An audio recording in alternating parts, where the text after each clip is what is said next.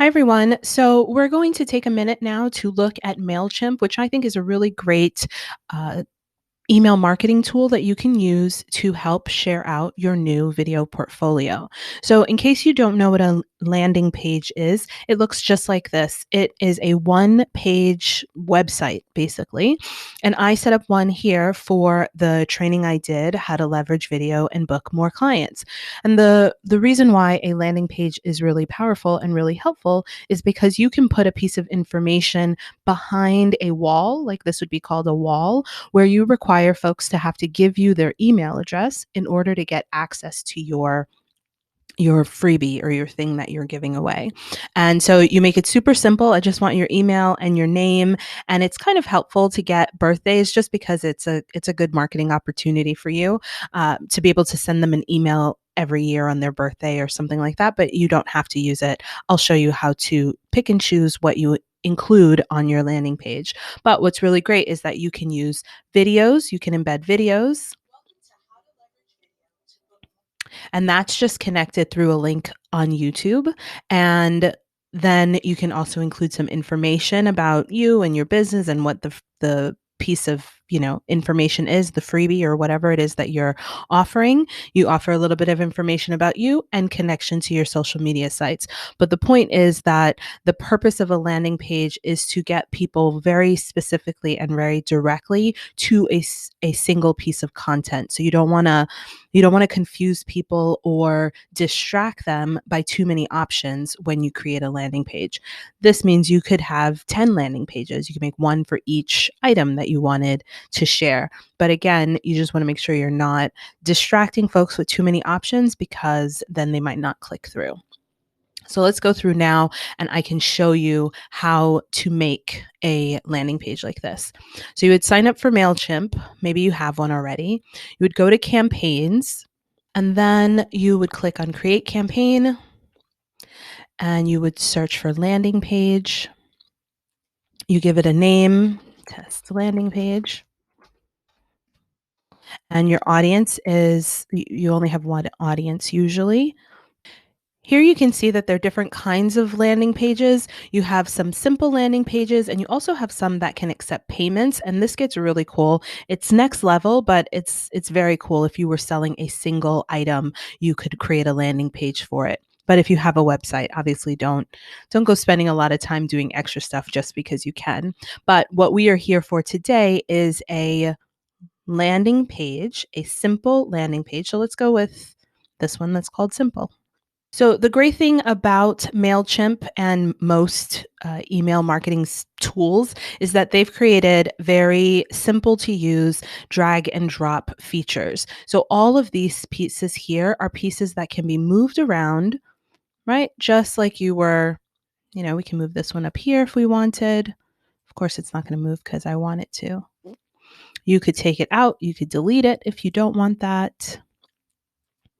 This is the piece, the email where you would collect the information. So here you click on it and you can see here it's giving you options. You can add first name, last name if you require it, right? I wouldn't get too super intense because you don't want to give people a reason to not click through. If you start by just getting their name and email, that's a much easier way for you to get through to them. And then you can get this other information later when they decide to work with you.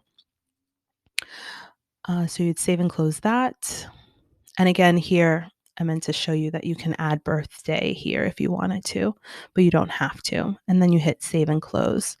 So we'll just go through these pieces. These are all editable pieces. You type in here just like you would on a Word document. If you highlight it, you can change the way it looks, right? You can change the color if you want to. And then write whatever you want to write in here.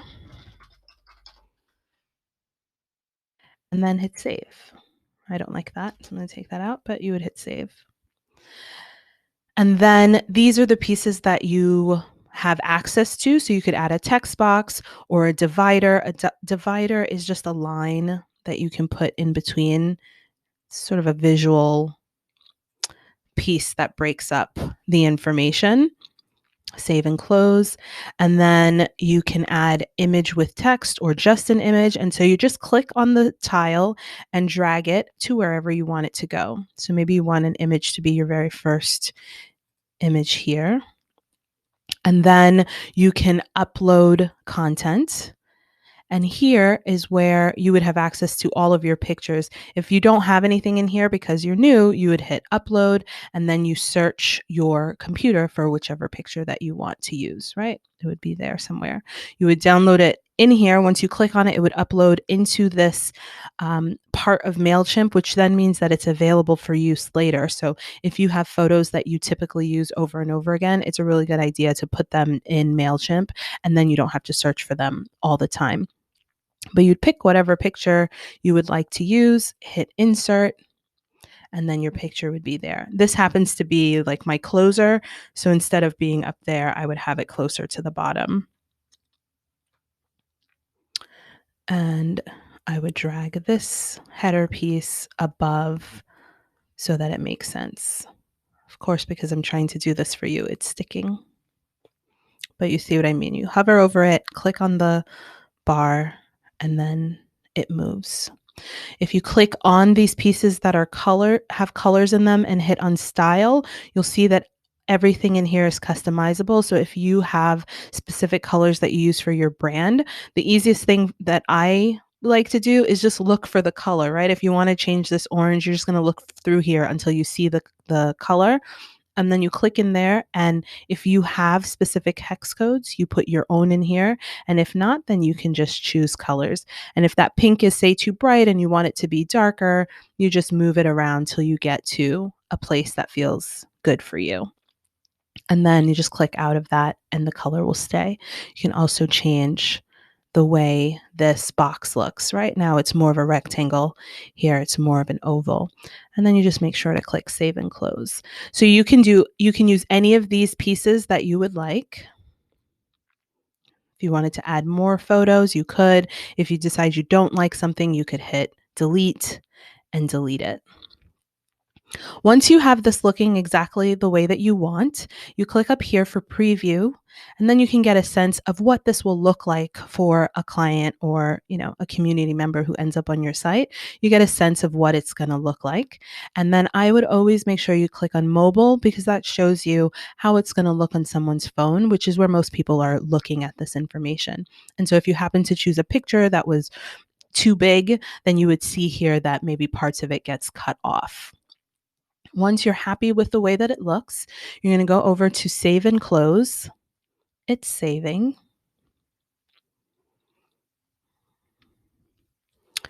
And then once you're sure that all of this information is what you want it to be, so maybe you want to change the name of it, you can change these things here.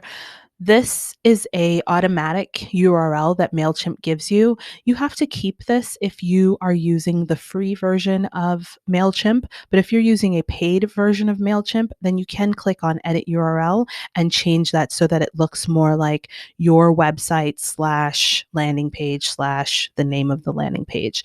But that's not super important if you don't have the paid version, because you can just put this link on your website or on your social media in your link in bio or at the bottom of a post on Facebook, and then people can find it anyway. Once you're happy with this, 2.0, there are a couple settings in here that you could change. You can connect your Facebook pixel in here if you have a Facebook pixel, or Google Analytics. You can do a little more, a little more back office fancy marketing and information capturing, but that's a little bit too much for this level right now. So if you're interested in that, then definitely circle back and I can help you there. But if this looks the way you want it to look, then you hit publish. And once you hit publish, you'll get a page that says we're all set. And now this has become your new link that you're going to use for the landing page. Wherever you put this link is going to take them to the new landing page that you created. So here we are testing it, and you can see all the information is here. If you end up making several landing pages and you keep the information easy to find on a Word document like this, then whenever you're creating new new post or you want to share the link somewhere, it'll be very easy for you to find it. You don't always have to go deep into MailChimp and find it. And so there you have it. That is a simple way, high level tips on how to create a MailChimp landing page to help market your new video portfolio.